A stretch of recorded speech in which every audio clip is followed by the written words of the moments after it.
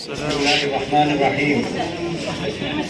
سب سے پہلے میں نور فاؤنڈیشن کے ذمہ داروں کا شکریہ ادا کرنا ضروری سمجھتا ہوں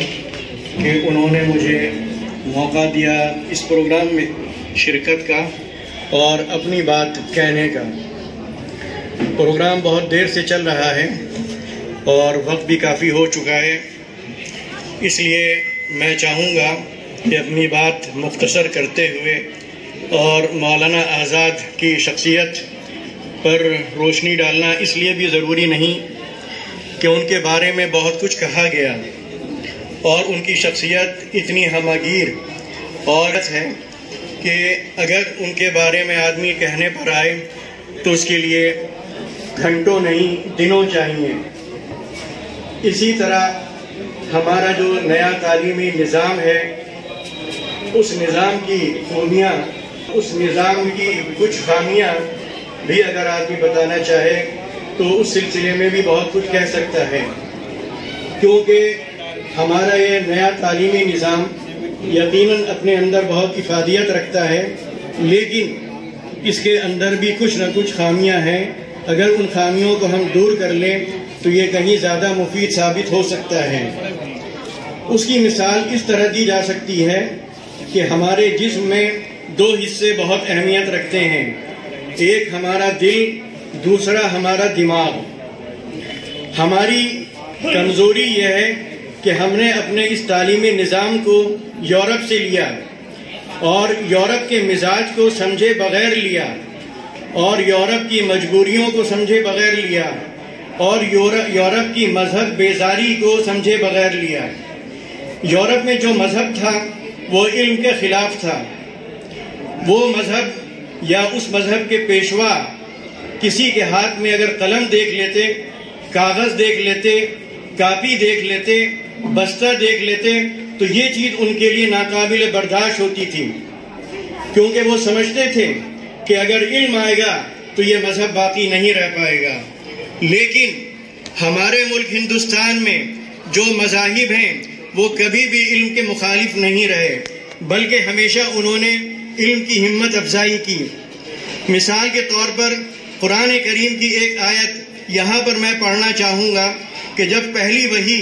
محمد صلی اللہ علیہ وسلم پر نازل ہوئی تو سب سے پہلا پیغام جو آسمان سے زمین کو ملا اور سب سے پہلا میسج جو اوپر والے نے اپنے میسنجر کو دیا وہ تھا پڑھو۔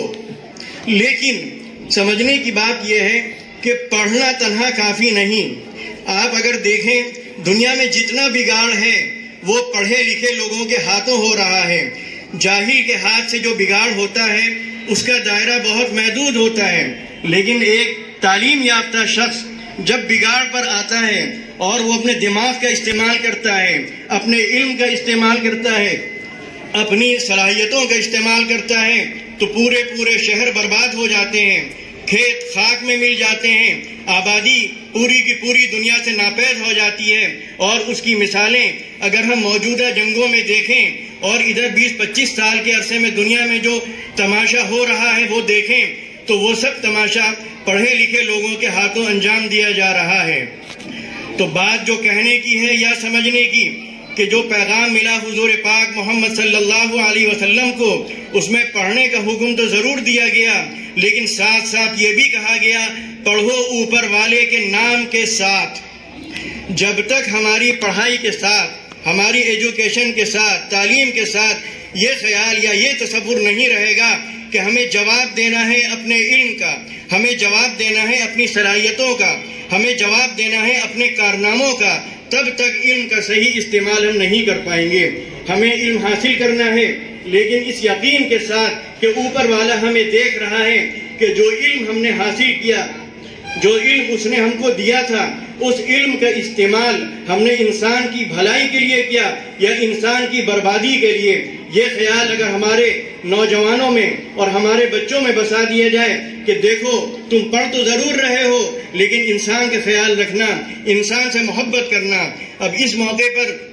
میں مولانا ابوالکلام آزاد کی ایک بات یہاں نقل کرنا چاہوں گا، وہ گویا ہمارے اس پورے پروگرام کا ایک پیغام بھی ہو سکتی ہے اور ہمارے اس تعلیمی نظام کو ایک نئی راہ بھی دے سکتی ہے۔ انہوں نے کہا ایک موقع پر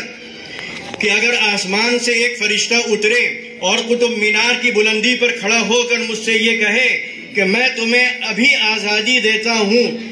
اور یہ یاد رکھیے کہ مولانا ابوالکلام آزاد آزادی کی جنگ لڑنے والوں میں سب سے نمایاں تھے، اور ایک غلام کے لیے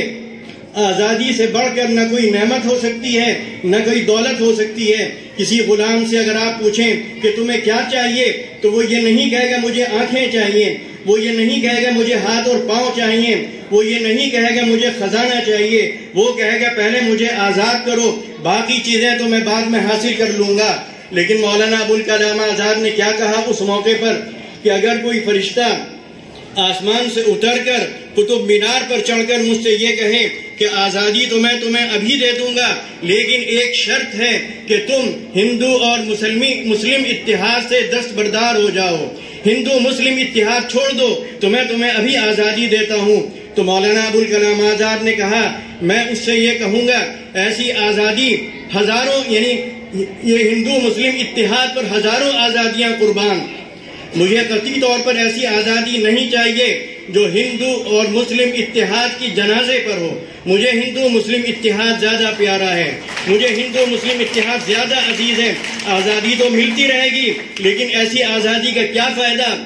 جس میں ہندو اور مسلمان ایک دوسرے کے خلاف کھڑے ہو، دونوں کے ہاتھوں میں تلوار ہو، دونوں کے ہاتھ خون سے رنگے ہوئے ہوں، دونوں ایک دوسرے کی جان کے پیاسے اور خون کے پیاسے ہوں، تو ایسی آزادی سے کے ساتھ جینے کا کیا مزہ آئے گا؟ تو ہمیں اس بات پر غور کرنا ہے اور ہمیں یہ بھی دیکھنا ہے کہ ہمارا یہ نیا تعلیمی نظام کہیں ہمارے اس اتحاد کو